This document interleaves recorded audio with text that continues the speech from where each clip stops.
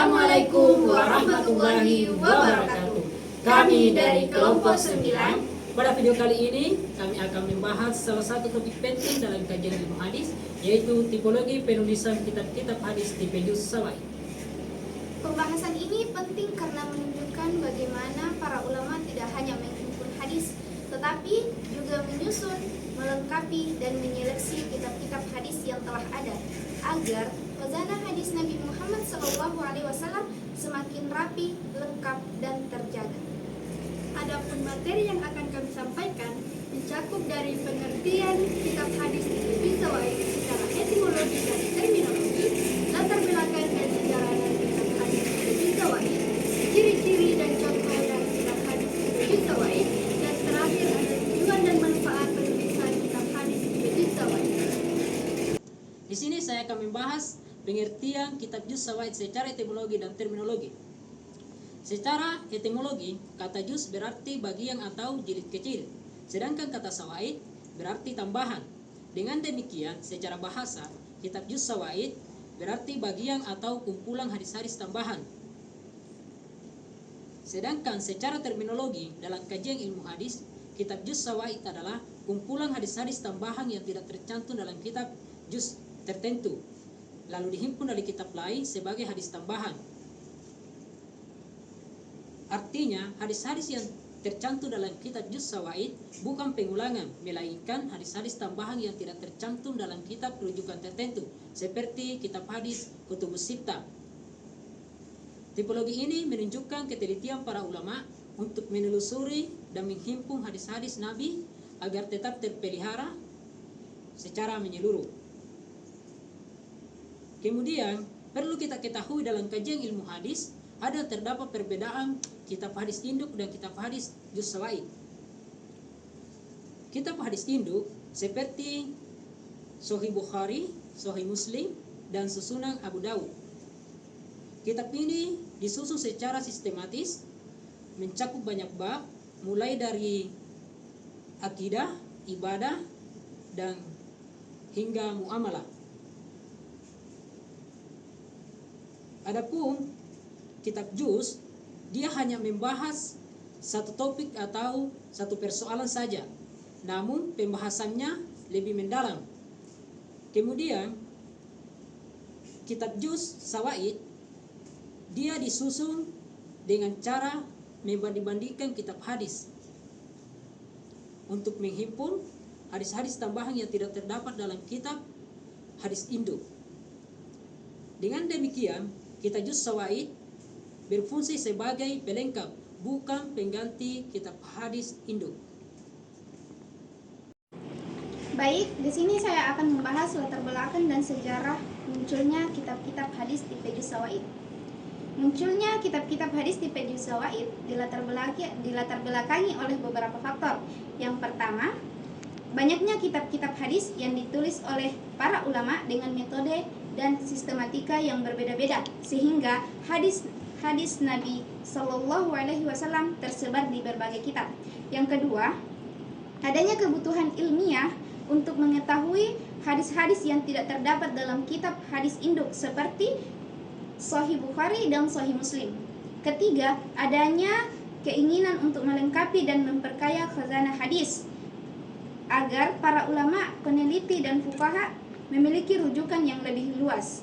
Karena itulah, para ulama menyusun kitab juz Zawaid sebagai bentuk penyempurnaan, pengumpulan, dan pelestarian hadis Nabi Muhammad SAW. Dalam penyusun kitab juz Zawaid, para ulama menggunakan metode ilmiah yang sangat kuat atau yang sangat ketat. Yang pertama itu, mereka menentukan kitab rujukan utama seperti Kutubus Sittah. Yang kedua, mereka menelusuri kitab-kitab hadis lain seperti Musnad, Mu'jam, dan kitab-kitab hadis tambahan lainnya. Yang ketiga, hadis-hadis yang ditemukan dibandingkan secara teliti untuk memastikan bahwa hadis tersebut benar-benar termasuk hadis Zawaid. Dan yang terakhir, yang keempat, sebagian ulama juga memberikan penilaian kualitas hadis seperti sahih, hasan, atau dhaif. Metode ini menunjukkan tingginya kehati-hatian ulama hadis dalam menjaga keaslian sunnah Nabi Muhammad SAW. Terus di sini saya membahas sejarah tipologi penulisan kitab hadis tipe Juz Zawaid. Sejarahnya itu pada masa awal Islam, abad pertama dan kedua Hijriah, hadis belum dibukukan secara sistematis. Hadis ini disampaikan secara lisan dan dicatat dalam catatan pribadi. Pada masa ini belum dikenal kitab juz maupun zawaid. Namun, mulai muncul pencatatan hadis berdasarkan tema tertentu.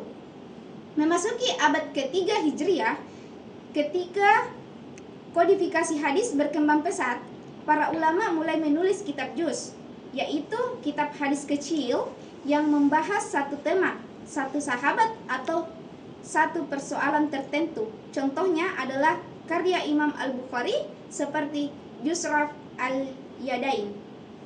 Setelah kitab-kitab hadis induk seperti Sahih Bukhari dan Sahih Muslim mapan, pada abad keempat Hijriah ke atas sampai ke atas itu muncul kebutuhan untuk menghimpun hadis-hadis yang tidak terdapat dalam kitab induk. Dari sinilah lahir konsep zawaid, yaitu hadis-hadis tambahan yang dikumpulkan dari kitab lain.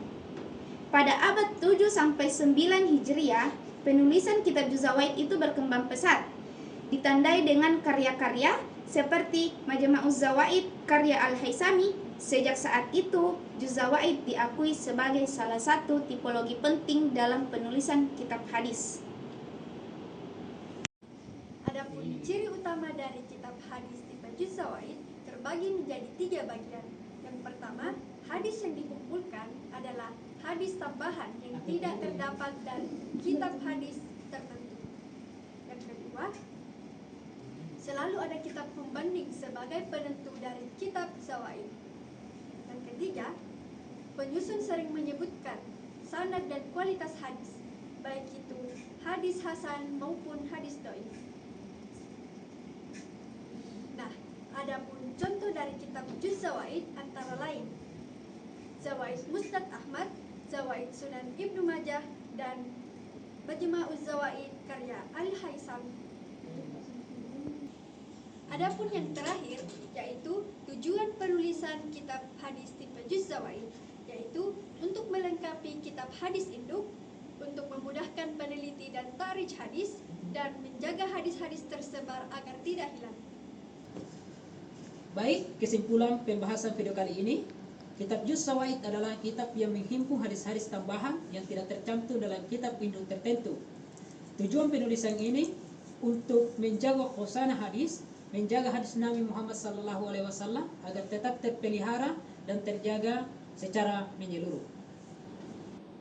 Demikianlah pembahasan dari kelompok kami mengenai penulisan kitab-kitab hadis tipe Juz Zawaid. Saya Marwa Umar. Saya Asil Muhammad. Dan saya Adelia Purnama.